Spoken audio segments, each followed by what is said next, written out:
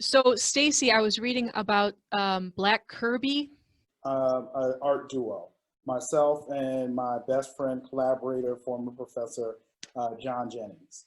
And together, when the Avengers movie was about to come out, we were looking at the erasure of the artist who had created so many of those Marvel characters we were watching in those movies. And his name was Jack Kirby.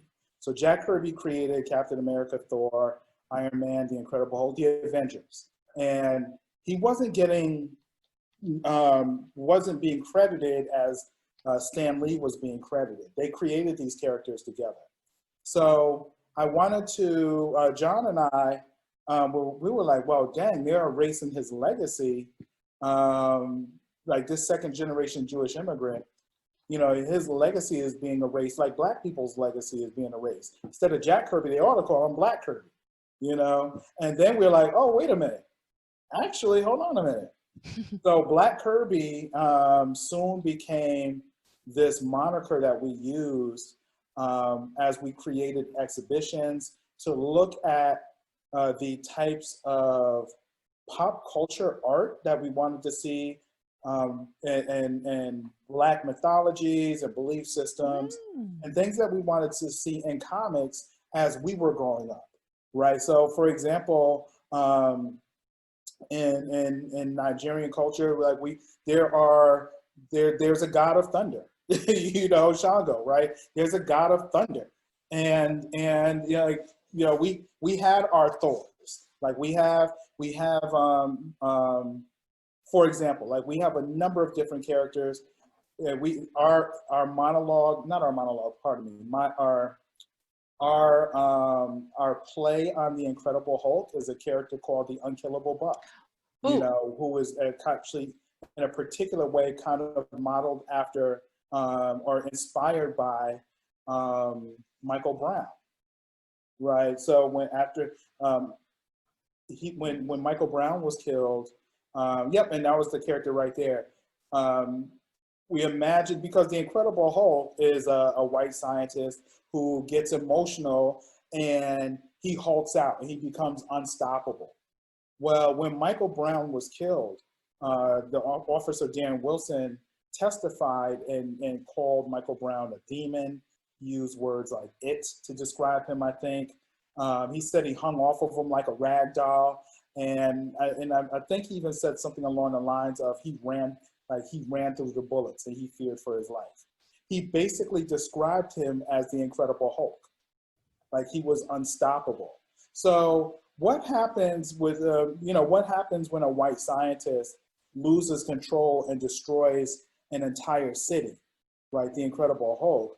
But what happens when a Black boy is walking down the street, for example, and quote, fits the description, right?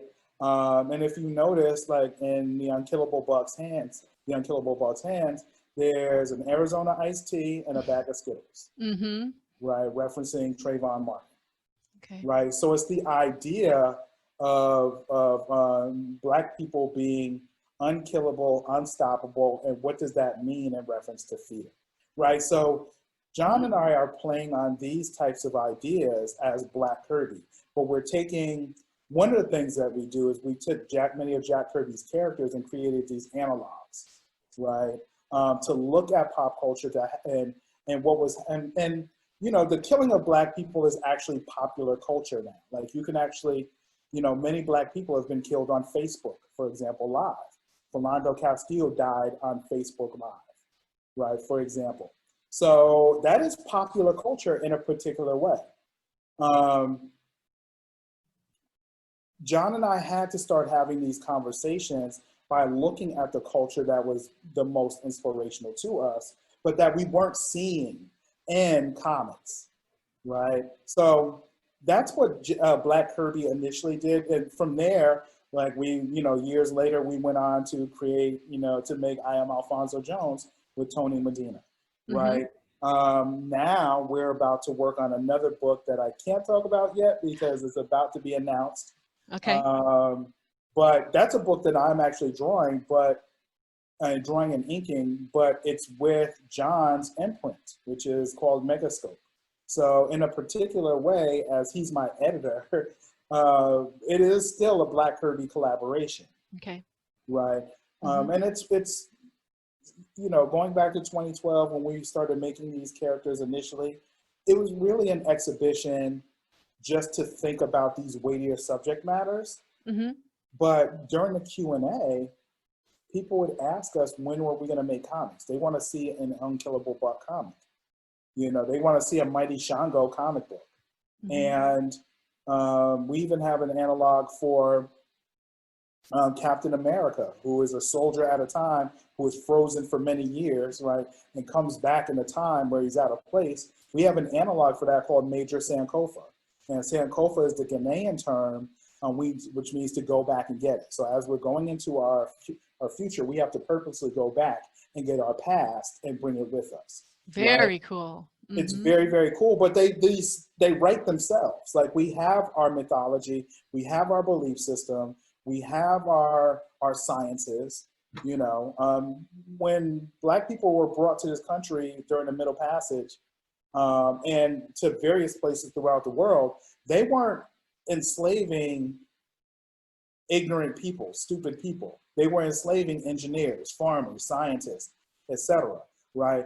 So when you look at who built America, and you can understand why, you know, so much of Washington, D.C. or many other inventions were created by Black people, many of them which are undocumented because the slave master would take them, they take the credit for them, right? So many Black creations are not even documented as being created by Black people, right? But it's you know, we're trying to put this into the work in a way that's educational, but also entertaining.